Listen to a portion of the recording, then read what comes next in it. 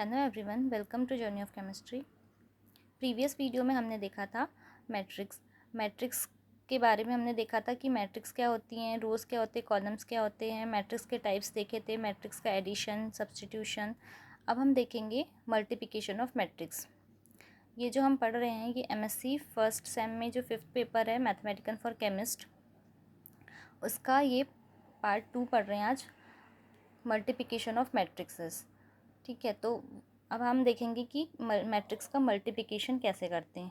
क्या multiplication of matrices, if there A and B are two matrices such that the number of columns in A is equals to the number of rows in B, if A is equals to this m cross n and B is equals to this n cross k, then the product of A and B is denoted by AB and is defined as matrix C I K bracket m cross n।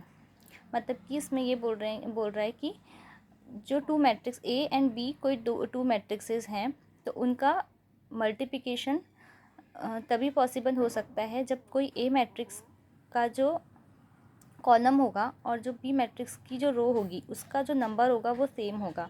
मतलब कि A is equals to the number of rows. ठीक है, मतलब A जो column in A is equals to the number of rows, मतलब A का जो column होगा, ए के कॉलम का नंबर बी की, मतलब ए मैट्रिक्स के जो कॉलम का नंबर होगा वो बी मैट्रिक्स की अगर रो के नंबर के इक्वल होता है तो ही क्या हो सकता है कि किन्हीं भी दो मैट्रिक्स का मल्टीप्लिकेशन पॉसिबल हो सकता है।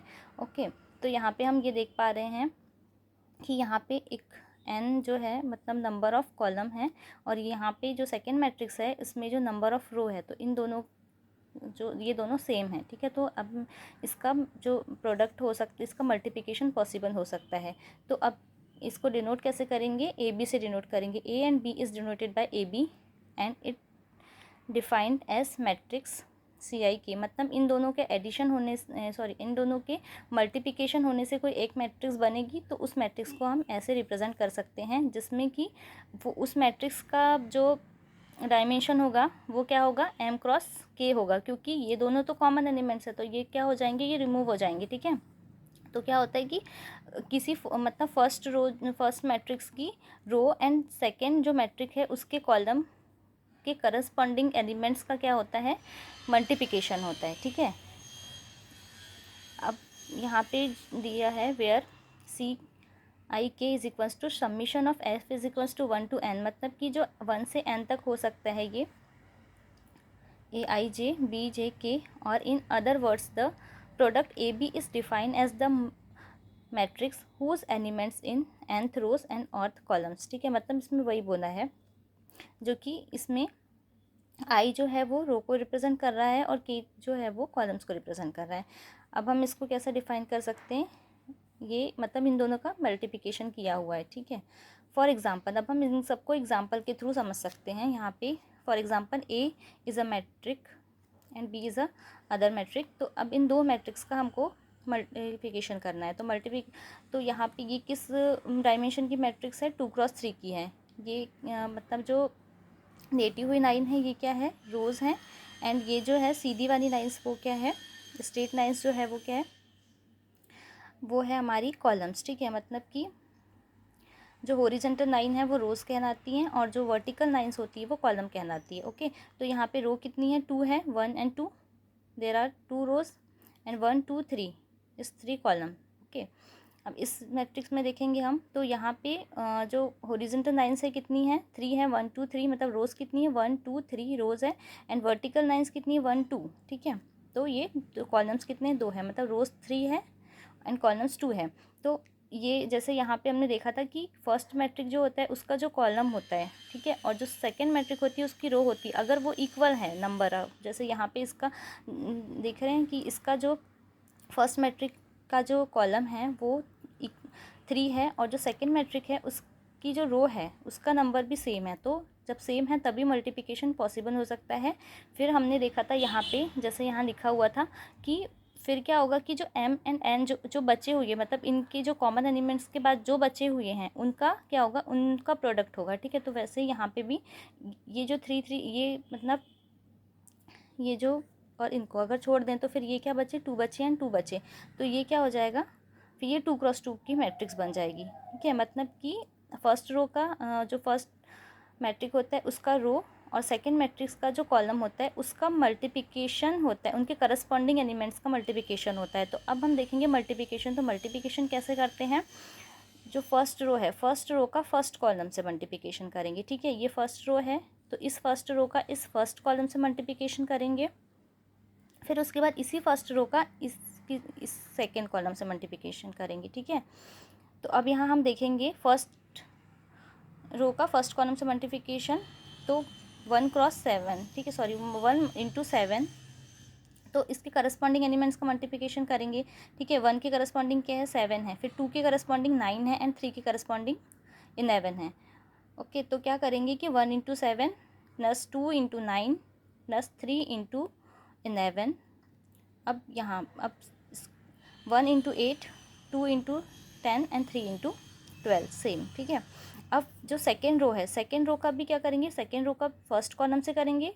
ठीक है, फिर इसी सेकेंड रो का इस सेकेंड कॉलम से करेंगे। ठीक है, मतलब रो का पहले कॉलम से करते हैं, फिर रो का फिर दूसरे जो बचा कॉलम है उससे करते हैं। तो यहाँ पे क्या करेंगे, इस रो का इस कॉलम से एंड इस रो का इस कॉलम से। ठीक है, तो सेम जैसे यहाँ पे मल्टीप्लिकेशन किया था उसके करस्पॉन्डिंग एलिमेंट्स के साथ, वैसे यहाँ पे भी करेंगे। तो 4 into 7 plus 5 into 9 plus 6 into 11, फिर 4 into 8, 5 into 10 and 6 into 12। Okay, अब जब इसका पूरा मल्टीप्लिकेशन करते हैं, फिर मल्टीप्लिकेशन करने के बाद जब इनको ऐड करते हैं तब हमारे पास इतना रिजल्टेंट आता है। तो ये मैट्रिक्स कैसी बन, ये 2 क्रॉस 2 की मैट्रिक्स फाइंड होती है हमको। ठीक है, मतलब एम के, जैसे यहाँ दिया था ना एम के, ये जो था एम एंड के। ठीक है, तो एम के ये बन रहा है। अब हम देखेंगे example, next example, multiply 3 matrix 3 -1 4 and matrix -2 6 and 3। तो ये फर्स्ट मैट्रिक है एंड सेकेंड मैट्रिक्स है। अब इन दोनों मैट्रिक्स का हम क्या करेंगे, मल्टीप्लिकेशन करेंगे। तो कैसे मल्टीप्लिकेशन करेंगे हम देखते हैं इसमें, कि फर्स्ट रो है, इसमें क्या है कि ये जो फर्स्ट मैट्रिक है, इस फर्स्ट मैट्रिक की डायमेंशन क्या है, 1 क्रॉस 3। ये 1 क्रॉस 3 की मैट्रिक है, क्योंकि इसमें जो हॉरिजॉन्टल लाइन है, मतलब रो जो है, रो 1 है एंड कॉलम्स कितने हैं, 1 2 एंड 3 कॉलम है। इसीलिए, और क्योंकि हम फर्स्ट में क्या लिखते हैं, रो लिखते हैं, सेकंड में कॉलम लिखते हैं। ओके, तो फर्स्ट रो है एंड तो एक रो है इसमें और कॉलम कितने हैं, 3 है। ठीक है, अब जो सेकेंड मैट्रिक है, सेकेंड मैट्रिक में अब देखते हैं यहाँ पे कि यहाँ पे कॉलम्स यहाँ पे रो 3 है। ठीक है, एंड कॉलम कितने हैं, 1 है। रो 3 दिख रही है, 1 2 एंड 3 एंड कॉलम कितने हैं, कॉलम 1 है। ठीक है, तो क्या होगा, रो 3 है, 1 2 3 एंड कॉलम 1 है। तो अब क्या होगा कि जैसा हमने देखा था ना कि अब इसका कॉलम और इसके जो रो है, मतलब सेकंड फर्स्ट मैट्रिक का जो कॉलम होता है और सेकंड मैट्रिक की अगर रो है, तो उसको अगर इक्वल है तो फिर क्या करते हैं कि, तो फिर ये कैसी मैट्रिक बनेगी, 1 क्रॉस 1 की मैट्रिक बनेगी। इसको छोड़ के क्या बचा, 1 बचा, इधर भी 1 बचा, तो ये क्या हो जाएगा, ये हो जाएगा 1 क्रॉस 1 की मैट्रिक हो जाएगी। इसमें कैसा मल्टीप्लिकेशन करेंगे, इसमें क्या होगा कि जो फर्स्ट रो है, मतलब ये जो इसमें तो एक ही रो है, तो इस रो का इस कॉलम से मल्टीप्लिकेशन कर देंगे। ठीक है, अब ये जैसे कि 3 इंटू -2 फिर 1 6 एंड 4 इंटू 3। ठीक है, तो ये कितना आ गया, 0 आ गया।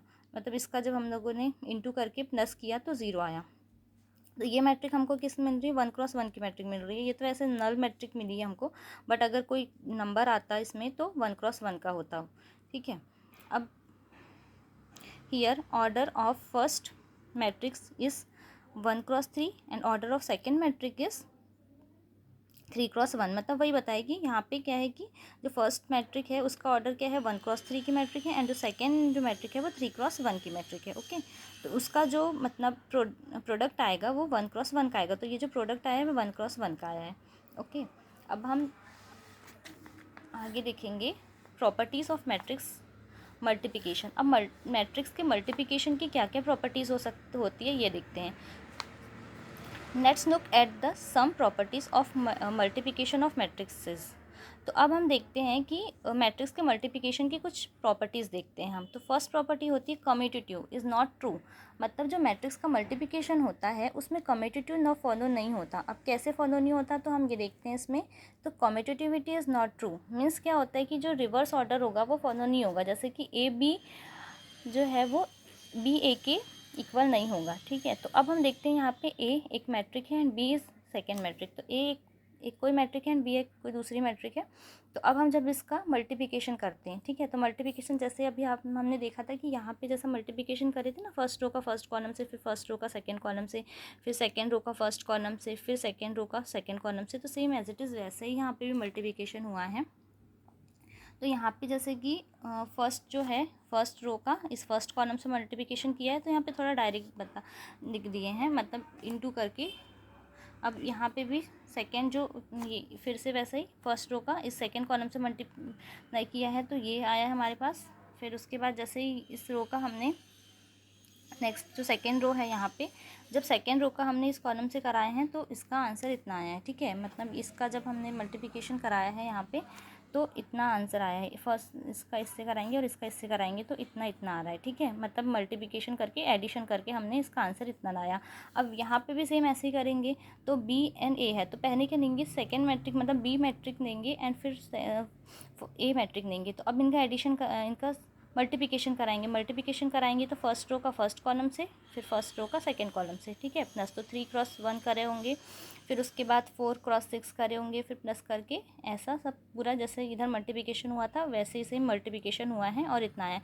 तो अब देखेंगे यहाँ पे कि जो मैट्रिक ए बी है, तो इसका जो ये जो मैट्रिक है और ये मैट्रिक जो है ये डिफरेंट है दोनों, ठीक है, मतलब सेम नहीं है। तो हम ये देख सकते हैं कि जब कम्यूटेटिव ना ये फॉलो नहीं करता, ठीक है, A B is not equals to B A, ठीक है। तो therefore we can say that matrix multiplication is not commutative in general, मतलब मैट्रिक्स का मल्टीप्लिकेशन जो होता है वो कम्यूटेटिव लॉ को फॉलो नहीं करता। ओके, अब हम सेकेंड प्रॉपर्टी देखते हैं कि मैट्रिक्स मल्टीप्लिकेशन एसोसिएटिव। अब हम देखते हैं कि एसोसिएटिव लॉ जो है वो फुलफिल करता है कि नहीं। एसोसिएटिव लॉ मतलब समृद्ध, हिंदी में ऐसा बोल सकते हैं, समृद्ध का नियम, ठीक है। Let's us consider 3 matrices A B and C and check the associative properties of matrix. अब हम इसमें एसोसिएटिव लॉ के लिए क्या होता है कि 3 एलिमेंट्स होते हैं, लगते हैं ना। अगर हम ऐसे मतलब अलजेब्रा में भी देखेंगे तो भी एसोसिएटिव अगर लगाना है हमको तो कोई भी 3 डिजिट या फिर 3 नंबर्स लगते हैं, ठीक है। तो यहाँ पे मैट्रिक्स की बात करें, इसलिए यहाँ पे 3 मैट्रिक्स लगी है। तो A matrix A, matrix B, matrix C. तो अब हम देखेंगे the associativity properties state that A into B in bracket close into C is equals to A into B C bracket close. अब चेकिंग फॉर एलसीएम, ठीक है। अब हम दो साइड लेके चल रहे हैं, तो पहले हम एलसीएम को प्रूफ करेंगे कि मतलब, और फिर हम एचसीएफ को प्रूफ करेंगे। मतलब पहले हम क्या प्रूफ करेंगे, एनएचएस को प्रूफ करेंगे और फिर आरएचएस को प्रूफ करेंगे। तो एनएचएस में पहले हम देखेंगे एनएचएस। तो अब ए बी, तो ये फर्स्ट मैट्रिक है एंड देन ये सेकेंड मैट्रिक है, ठीक है। तो A B C D E F G H, ठीक है। तो अब इन दोनों का करेंगे। तो इसमें भी फर्स्ट रो का जैसे जिधर अभी मैंने मल्टीप्लिकेशन बताया था कैसे करते हैं, तो इस फर्स्ट रो का इस फर्स्ट कॉलम से किया, फिर इसी फर्स्ट रो का इस सेकेंड कॉलम से किया। तो इस फर्स्ट रो का जब हम इससे करेंगे तो ए ई प्लस बी जे, ठीक है, फिर A F and B H, okay. फिर नेक्स्ट इस जो सेकेंड रो है, सेकेंड रो का फिर से फर्स्ट कॉलम से करा तो C E and D G and C F D H, okay. अब फिर उसके बाद जो ये वाला जो है, ये जो एक मैट्रिक बची हुई थी, सी मैट्रिक जो बची हुई थी, उसका फिर मल्टीप्लिकेशन करेंगे इसके इसी के साथ, जैसे अभी इन दोनों का करा था ना। तो अब एक इन दोनों के मल्टीप्लिकेशन से एक मैट्रिक बनी। अब इस मैट्रिक का फिर से हम इनसे मल्टीप्लिकेशन करेंगे तो फिर से फर्स्ट रो, अब ये पूरी फर्स्ट रो बन गई। तो इस फर्स्ट ये वाली जो फर्स्ट रो इसका इससे करेंगे, फिर से इसका इससे करेंगे। तो ये अभी देख सकते हैं यहाँ पे हम कि ये जो फर्स्ट रो है, इस फर्स्ट रो का इस फर्स्ट कॉलम से करेंगे, तो ये फर्स्ट रो में आई का इंटू कर देंगे, फिर इस मतलब यहाँ पे आप देख सकते हैं इस पूरे का इस पूरे से, तो यहाँ इसके करस्पॉन्डिंग एलिमेंट ये है और ये एक इसका करस्पॉन्डिंग एलिमेंट ये है, तो इन दोनों का इंटू होगा पहले, तो यहाँ जो शो हो रहा है ये इसका इंटू इससे हो रहा है, फिर सेकेंड मतलब एलिमेंट ये है तो इसका इससे करेंगे, ठीक है। वैसे ही अब क्या देखेंगे कि जो ये वाला है CEE वाला है, जो CE है इसका क्या करेंगे, इसका इससे करा, इसका इससे करा, ठीक है। अब इसका किससे करेंगे, इससे करेंगे, तो ये वाला जो मिल रहा है इसका करस्पॉन्डिंग एलिमेंट ये है, इसकी करस्पॉन्डिंग एलिमेंट ये है, ठीक है। तो ये हो गया आई से और के से, फिर इसका फिर से करेंगे आई से, फिर इसका करेंगे के, क्योंकि ये दोनों करस्पॉन्डिंग एलिमेंट्स हैं, ठीक है। तो ये हो गया इसका मल्टीप्लिकेशन हुआ। अब हम मल्टीप्लिकेशन इसका हो गया। अब हम क्या देखेंगे यहाँ पे कि ये इंटू कर दिया, ठीक है, मल्टीप्लाइड कर दिया। अब चेकिंग RH, ये तो हमारा हो गया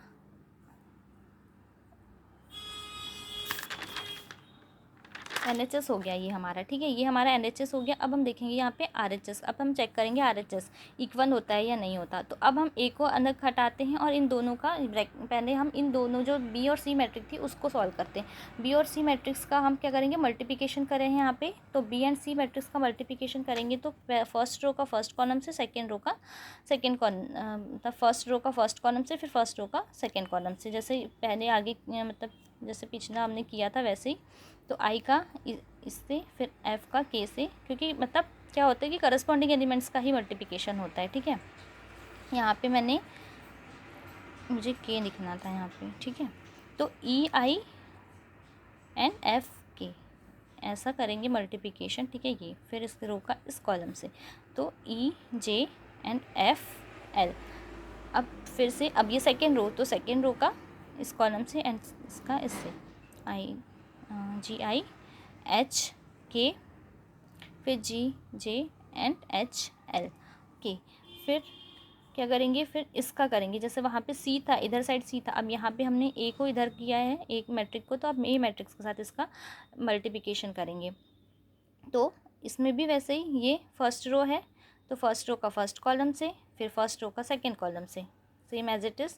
फिर जो सेकेंड रो है उसका फर्स्ट कॉलम से, फिर जो सेकेंड रो है उसका फिर से सेकेंड कॉलम से, तो ऐसा मल्टीप्लिकेशन हो गया, ठीक है। तो अब यहाँ पे हम देख पा रहे हैं जब मल्टीप्लिकेशन करेंगे तो ये जो है, ये जो मैट्रिक हमको फाइंड हो रही है मल्टीप्लिकेशन करने के बाद, जो ये मैट्रिक है एंड ये मैट्रिक है, तो ये दोनों इक्वल है, मतलब NHS equals to RHS has been proved. मतलब क्या होगा कि जो therefore we can calculate that matrix multiplication is associative, ठीक है। तो मतलब क्या हो सकता है कि मल्टीप्लिकेशन जो है मैट्रिक्स का वो एसोसिएटिव लॉ फॉलो करता है। ओके, अब हम थर्ड देखेंगे इसकी क्या प्रॉपर्टी होती है, डिस्ट्रीब्यूटिव प्रॉपर्टीज़। तो डिस्ट्रीब्यूटिव प्रॉपर्टीज़ मतलब वितरण नियम जो बोलते हैं, ठीक है, वितरण गुणधर्म। तो क्या होता है कि इसमें क्या है कि जो A है, A को सबके साथ डिस्ट्रीब्यूट करना है। डिस्ट्रीब्यूशन प्रॉपर्टी का मतलब ये होता है कि कोई भी जैसे जो मैट्रिक्स है या फिर कोई भी एलिमेंट्स है तो उसको उसके आगे के जितने भी एलिमेंट्स हैं उनके साथ डिस्ट्रीब्यूट करना है, ठीक है। तो A एंड ये जो ब्रैकेट में B प्लस C बचा है ये एक अलग ग्रुप था, तो इसके साथ A को डिस्ट्रीब्यूट करना है, तो अब AB एंड AC। वैसे यहाँ पे ये अलग था तो BA, ठीक है, और ये CA ऐसा बन गया। तो ये मतलब हमको ये प्रूफ करना है कि ये मतलब जो NHS है वो RHS की इक्वल है या नहीं। तो अब हम देखेंगे एग्जाम्पल। तो एग्जाम्पल में हमने एक मैट्रिक लिया A, एक मैट्रिक लिया B एंड एक मैट्रिक लिया C। तो अब हम क्या करेंगे, A मैट्रिक के साथ A मैट्रिक को अलग थोड़ा रखेंगे एंड जो ब्रैकेट में इन दो मैट्रिक्स को लेंगे B एंड C को। अब हम इसका पहले तो इनको इंटू करेंगे, सॉरी प्लस करेंगे, ठीक है, प्लस करते हैं। तो क्या करते हैं कि और डिस्ट्रीब्यूशन लॉ में ये होता है कि जो बाहर जो मैट्रिक होती है, जो बाहर जो भी एलिमेंट हो, मैट्रिक हो या फिर कोई दूसरा भी एलिमेंट हो, कुछ भी हो, अगर हम मतलब ये तो हम मैट्रिक्स की बात करें, पर अगर हम जैसे अलजेब्रा में भी डिस्ट्रीब्यूशन लॉ लगाते हैं तो क्या होता है कि जो एक एलिमेंट होता है वो बाहर रहता है, जो बाकी एलिमेंट्स होते हैं जिसके साथ उसको मतलब आगे हमको ऐड करवाना है, आगे इंटू कराना होता है, तो वो इंटू में होता है और बाकी एलिमेंट जो होते हैं वो प्लस में होते हैं, ठीक है। तो ये डिस्ट्रीब्यूशन लॉ इसमें हम बी सी प्लस में होंगे और ये इंटू में होगा इसके साथ। तो यहाँ पे भी जो मैट्रिक्स बी है एंड मैट्रिक्स सी जो दिख रही है आपको, मैट्रिक्स बी एंड मैट्रिक्स सी जो दिख रही है, तो अब इसमें क्या करेंगे, ऐड करेंगे। तो एडिशन तो नॉर्मली जैसा हम करते आते हैं कि करस्पॉन्डिंग एलिमेंट्स को प्लस कर देते हैं, ठीक है। तो एडिशन तो जैसे मैंने प्रीवियस वीडियो में बताया था वैसे ही एडिशन होगा, ठीक है। तो ये एडिशन हो गया इसका, ठीक है, एडिशन हो गया। अब हम देखेंगे, अब हम एडिशन तो हो गया इसका, ठीक है, ये एडिशन हो गया, यहाँ पे ये एडिशन हुआ, ये वाला एडिशन हुआ दोनों का। अब इसके साथ इंटू करेंगे, ठीक है। तो एडिशन तो ये मतलब 0+2 तो 0 प्लस -2 तो -2, फिर -1 एंड 0 तो -1, फिर 1 एंड देन ये 1। अब ये हो गया ये बी प्लस सी का हमारा रिजल्टेंट आया। अब जो ये है तो इसके साथ इसका इंटू करेंगे, जैसे अभी हमने इंटू सीखा था, मल्टीप्लिकेशन सीखा है। तो इस फर्स्ट रो का इस फर्स्ट कॉलम से, फिर इस फर्स्ट रो का इस सेकेंड कॉलम से, ठीक है, ये कर दिया मतलब, ठीक है। एंड फिर इस फर्स्ट रो का फर्स्ट कॉलम से, सेकेंड रो का सेकेंड कॉलम से। तो ये हमारे पास रिजल्ट फाइंड हो गया, ठीक है। यहाँ थोड़ा डायरेक्ट दिया है, मतलब इनका इससे करेंगे तो इंटू करे होंगे 1 इंटू -2, फिर प्लस 2 इंटू 1 करा होगा, तो फिर ये आंसर आया होगा, फिर ये ऐसा करा होगा, तो मतलब ऐसे आंसर आए होंगे, ठीक है। अब हम देखेंगे आगे, ये हो गया हमारा, ये हमारा हो गया NHS, ठीक है, ये हो गया हमारा NHS हो गया, जो कि ये था AB प्लस सी, ये AB प्लस सी हो गया, ठीक है। NHS AB प्लस सी, ये NHS AB प्लस सी हो गया। अब हम देखेंगे RHS, ठीक है। तो ये NHS हो गया हमारा इतना। अब हम देखेंगे RHS। तो RHS में क्या था कि AB हमने देखा था, RHS में क्या देखा था कि AB प्लस AC देखा था, जैसे यहाँ पे दिख रहा है ना RHS, AB plus AC, okay. तो AB और AC देखा था। तो ये क्या है, ये है A, ये A है, ये B है, ये A है एंड ये C है, ठीक है। अब हम क्या करेंगे, इनका इंटू करेंगे। तो इसी फर्स्ट रो का इस फर्स्ट कॉलम से करा, फिर फर्स्ट रो का सेकंड कॉलम से करा, तो मतलब इंटू करके जो ऐड कर दिया तो ये आया, फिर इंटू करके ऐड कर दिया तो ये आया, फिर इस रो का इससे, फिर इस रो का इससे, जैसे पहले मल्टीप्लिकेशन मैंने बताया था वैसे ही, ठीक है। अब इसमें भी वैसे ही किए हैं, ठीक है।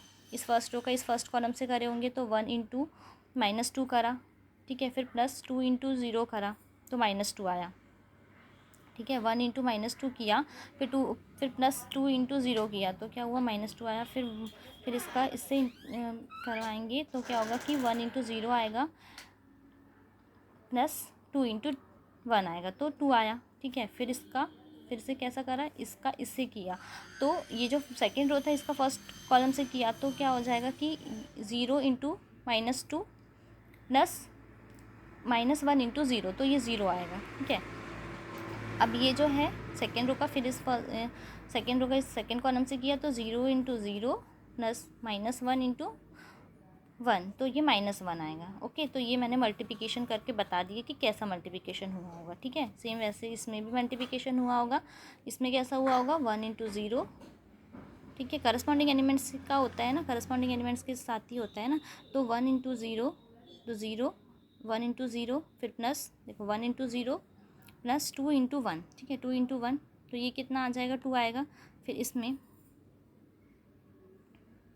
क्या होगा कि फिर ये वाली जो रो इसका फिर से इससे करेंगे तो 1 इंटू -1 एंड 2 इंटू 1, ओके। तो ये कितना हो जाएगा, 1 हो जाएगा। फिर उसके बाद 0 इंटू 0 इंटू -1 इंटू -1 तो -1 आएगा, फिर 1 इंटू 0 -1 इंटू 0 एंड -1, तो ये इतना आएगा। तो अब ये हो गया मल्टीप्लिकेशन, दोनों मैट्रिक्स का मल्टीप्लिकेशन हो गया। अब उसके बाद जो मल्टीप्लिकेशन के बाद अब इन दोनों का ऐड करेंगे, क्योंकि यहाँ पे क्या था कि AB था, यहाँ पे ये था AB plus AC, AB plus AC था, तो ये हो गया AB, ये AB हो गया प्लस AC, ठीक है, ये AB एंड AC, तो AB और AC, तो ये जो है ये AB और AC मतलब ये RHS है, ये क्या है, ये RHS है, ठीक है। तो ये हमारा क्या है, RHS है, राइट हैंड साइड, ठीक है, ये RHS है। तो यहाँ पे देख सकते हैं हम कि जो NHS है और RHS है, ये RHS है एंड ये NHS जो हमको मिला था ये सेम है, क्योंकि यहाँ पे जो NHS मिला था वो क्या था 0, 3, -1 एंड -2, एंड ये वाला जो है ये 0 3 -1 एंड -2, तो दोनों मैट्रिक्स किस क्या आ रही है, सेम आ रही है, मतलब ये डिस्ट्रीब्यूटिव नाउ फुलफिल हो रहा है इसमें। ओके, तो सो मैट्रिक्सेस शोज डिस्ट्रीब्यूटिव प्रॉपर्टीज़। तो अभी हमने क्या देखा था, 3 प्रॉपर्टीज़ देखी है मैट्रिक्सेस की। फर्स्ट हमने क्या देखा था, फर्स्ट प्रॉपर्टी हमने देखी है कम्यूटेटिव। तो commutative now is not follow. Okay, तो commutative now is not follow for matrices. अब सेकेंड प्रॉपर्टी है मैट्रिक्स मल्टीप्लिकेशन एसोसिएटिव। तो मैट्रिक्स का मल्टीप्लिकेशन एसोसिएटिव होता है, अभी हमने यहाँ पे शो भी किया था कि NHS is equals to RHS। Okay, अब नेक्स्ट हम देखेंगे डिस्ट्रीब्यूटिव प्रॉपर्टीज़। तो डिस्ट्रीब्यूटिव प्रॉपर्टीज़ भी देखा था, तो क्या होता है कि डिस्ट्रीब्यूटिव प्रॉपर्टीज़ भी फुलफिल होती है मैट्रिक्स के लिए, NHS is equals to RHS होता है। तो ये हो गया हमारा कि मल्टीप्लिकेशन ऑफ मैट्रिक्सेस की मैट्रिक्सेस कैसे मल्टीप्लाई होती है, उसकी क्या क्या प्रॉपर्टीज़ होती है। अब हम देखेंगे एक और मैट्रिक्स का एक पार्ट हम थोड़ा सा बच गया है, ट्रांसपोज ऑफ मैट्रिक्स। ठीक है, ट्रांसपोज ऑफ मैट्रिक्स मतलब परिवर्त आव्यूह का परिवर्त। ठीक है, transpose of matrix.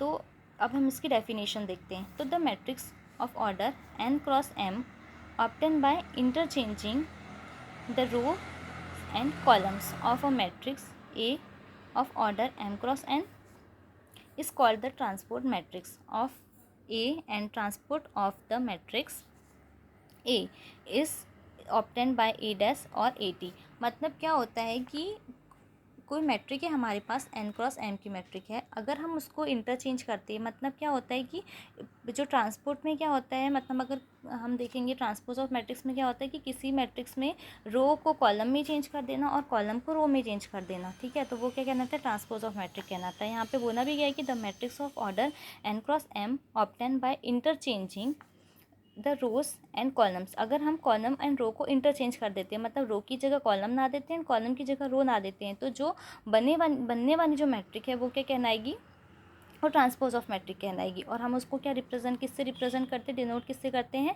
A dash या फिर AT से, और टी मतलब ट्रांसपोर्ट, जे डैश ए ट्रांसपोर्ट। ओके, तो यहाँ पे हम एग्जांपल भी देख सकते हैं। ठीक है, जैसे यहाँ दिया है कि एक मैट्रिक है, for example A is a matrix, this is a 1 row and this is a second row. तो ये एक मैट्रिक है। अब हम इसका ट्रांसपोर्ट देखेंगे तो क्या होगा, ट्रांसपोज देखेंगे तो इसका ट्रांसपोज कैसा होगा कि जो ये रो है, तो रो को हमने कॉलम में चेंज कर दिया एंड इस रो को भी हमने इस कॉलम में चेंज कर दिया। ठीक है, इंटरचेंज कर दिया, मतलब रो की जगह कॉलम कर दिया और कॉलम की जगह रो कर दिया। ठीक है, तो इंटरचेंज से जो मैट्रिक बनती है वो क्या कहलाती है, ट्रांसपोज ऑफ मैट्रिक। ठीक है, वो क्या कहलाती है, ट्रांसपोज ऑफ मैट्रिक। तो ये समझ आया होगा आप लोगों को। अब हम इसकी कुछ प्रॉपर्टीज़ देखेंगे। ठीक है, तो सम इम्पॉर्टेंट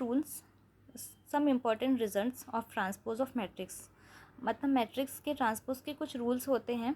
फर्स्ट रूल क्या होता है, the transpose of the sum of two matrices is equal to the sum of their individual transpose. ठीक है, मतलब क्या होता है कि कोई भी दो मैट्रिक्सेस हैं, जैसे फॉर एग्जांपल हमारे पास A और B दो मैट्रिक्सेस हैं, जब हम इसका ट्रांसपोज करते हैं तो उसका जो ट्रांसपोज होता है वो उनके अलग अलग ट्रांसपोज के ऐड के इक्वल होता है। ठीक है, मतलब इंडिविजुअल ट्रांसपोज के एडिशन के इक्वल होता है। ठीक है, अगर हम किसी भी दो मैट्रिक्स को पहले ऐड कर देते हैं, फिर उसका जब हम ट्रांसपोज निकालते हैं तो वो जो वैल्यू आती है, वो वैल्यू अगर हम मतलब उन दोनों मैट्रिक्स के अलग अलग अगर ट्रांसपोज निकालते हैं उसकी वैल्यू की इक्वल आती है। तो ये हमारी फर्स्ट प्रॉपर्टी हुई। ठीक है, तो ये फर्स्ट प्रॉपर्टी हुई। अब हम देखेंगे इसकी सेकेंड प्रॉपर्टी। तो सेकेंड प्रॉपर्टी क्या होती है कि द ट्रांसपोज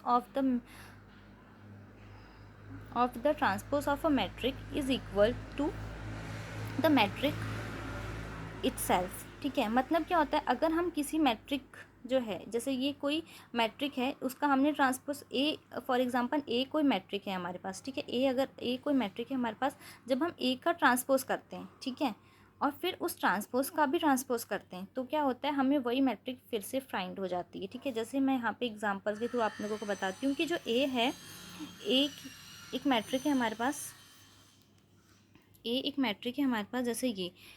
ठीक है, ये एक मैट्रिक है हमारे पास ए, इसमें एलिमेंट्स हैं 1 2 3 4, ठीक है। तो ये एक स्टैंडर्ड मैट्रिक्स हुई। अब हम इसका ट्रांसपोज करेंगे, तो ट्रांसपोज निकालते हैं, मतलब रो को कॉलम में चेंज कर दिया और कॉलम को रो में चेंज कर दिया, ठीक है। तो इसको हमने रो को कॉलम में चेंज कर दिया, कॉलम को रो में चेंज कर दिया, ठीक है।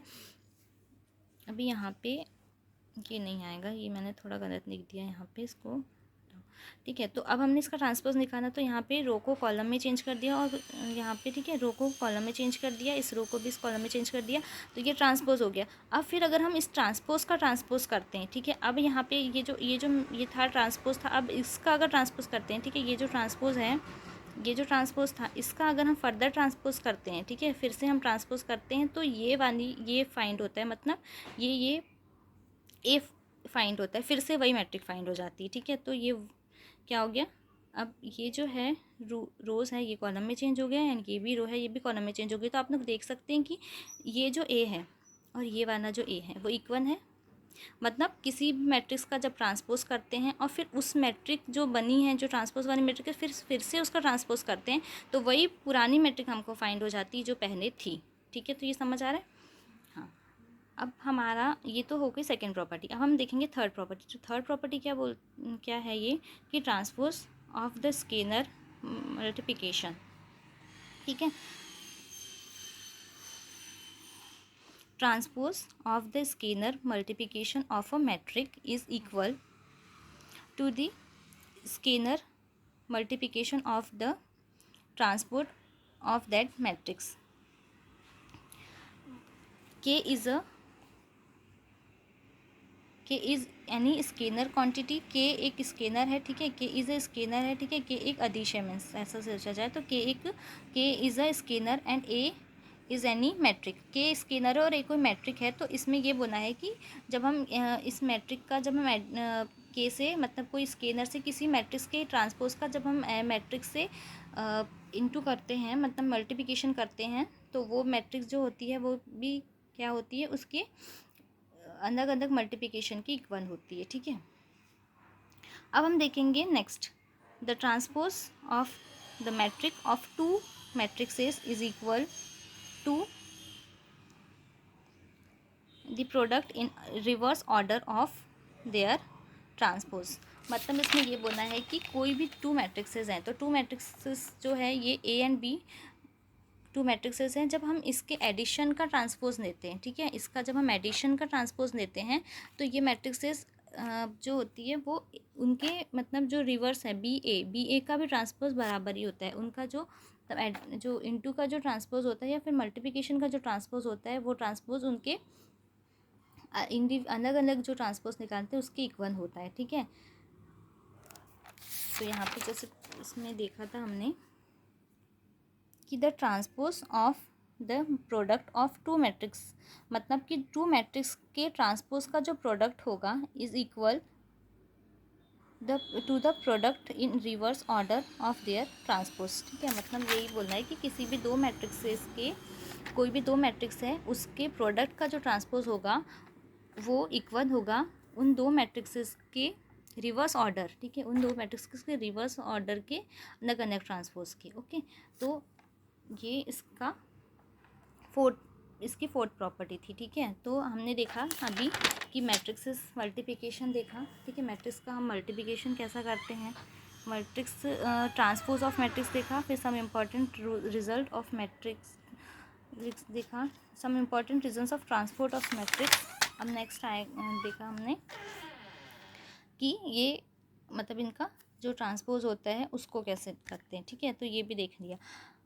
Matrixes is important part of mathematical as well as science, ठीक है। जो मैट्रिक्स है, मैट्रिक्स मैथमेटिक्स और साथ ही साथ साइंस का भी क्या है, एक इम्पॉर्टेंट पार्ट है, ओके। तो आज हमने क्या क्या पढ़ा, आज हमने पढ़ा है मैट्रिक्स का मल्टीप्लिकेशन पढ़ा, ठीक है, कैसे मैट्रिक्स का मल्टीप्लिकेशन होता है, फिर हमने इसकी प्रॉपर्टीज़ पढ़ी, प्रॉपर्टीज़ ऑफ मैट्रिक्स मल्टीप्लिकेशन, जो 3 प्रॉपर्टीज़ थी, कम्यूटेटिव थी, एसोसिएटिव थी एंड डिस्ट्रीब्यूटिव नॉट थी, तो ये पढ़ा।